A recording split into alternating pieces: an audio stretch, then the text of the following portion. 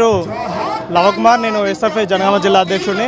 ఈరోజు ఇందిరా పార్కు మహాధర్నా ముఖ్య ఉద్దేశం ఏమిటంటే పెండింగ్లో ఉన్నటువంటి 10,500 కోట్ల పైకోట్ల స్కాలర్షిప్ ఫీజు రీయింబర్స్మెంట్ విడుదల చేయాలని, అదేవిధంగా ప్రైవేటు యాజమాన్యాలు పిల్లల దగ్గర ఫీజులు వసూలు చేస్తూ మరి సర్టిఫికెట్లు ఇవ్వని ధోరణికి వ్యతిరేకంగా ఈరోజు మేము మహాధర్నాకు పిలుపునివ్వడం జరిగింది. మరి ఈరోజు విద్యాశాఖ మంత్రి కూడా ఈరోజు రేవంత్ రెడ్డి దగ్గర ఉన్నాడు. అదేవిధంగా చూసుకుంటే వివిధ శాఖలు మరియు రేవంత్ రెడ్డి దగ్గరనే ఉన్నాయి. మరి సీఎం హోదా దగ్గర విద్యాశాఖ మంత్రి పెట్టుకొని విద్యారంగ సమస్యలు గాలికి వదిలేసి మరి ఈరోజు పరిపాలన సాగిస్తూ ఉన్నాడు. మేము రెజ్లింగ్ నెంబర్ వన్ అంటా ఉన్నారు మరి మీరు.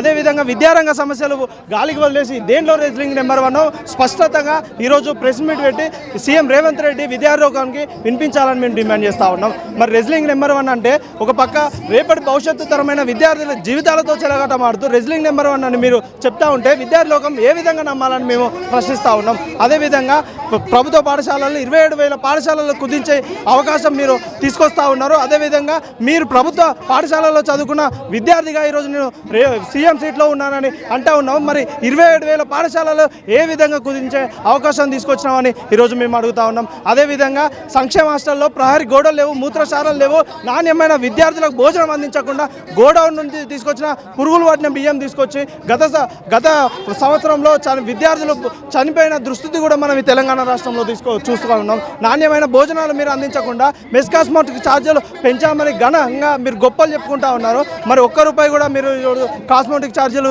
రిలీజ్ చేయలేదు, మెస్ బిల్లులు పెంచలేదు, గ్యాస్ బిల్లులు పెంచలేదు.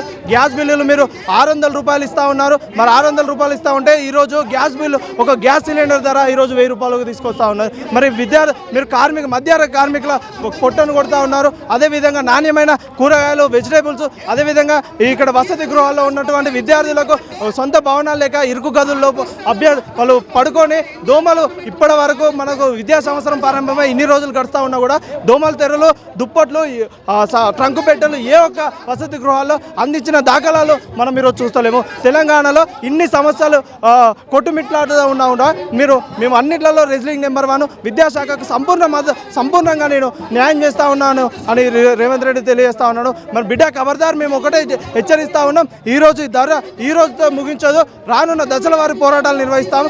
సెక్రటరీకైనా ముట్టడికైనా మేము పిలుపునివ్వం, నీకు గద్దె దిగే వరకైనా మేము పోరాడతామని తెలియజేస్తా ఉన్నాను.